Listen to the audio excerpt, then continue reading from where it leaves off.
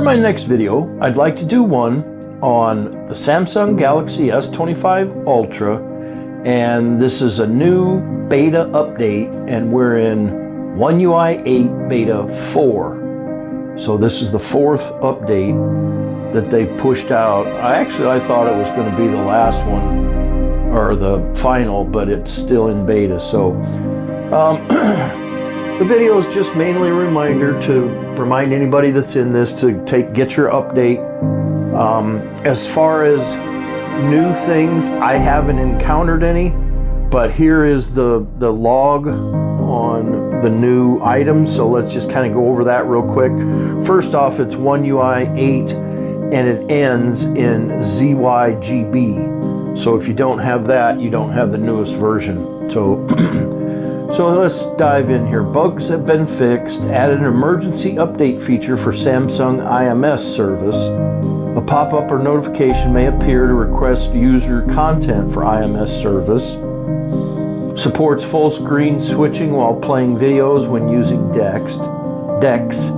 Fixed operator error of Galaxy AI reply suggestions. Improved loading issue when Bixby routine commands are triggered.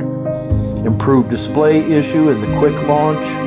Fixed an editing error in iNav dash cams. Fixed an issue where the message fingerprint sensor not responding.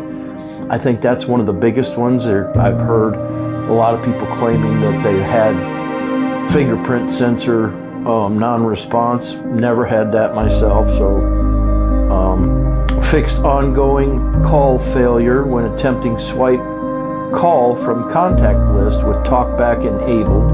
Improved flickering issues of the central vertical horizontal level gauge. Software stability and enhanced through updates in several apps. You're also getting the security patch for July. So that's something that we're also getting in this version.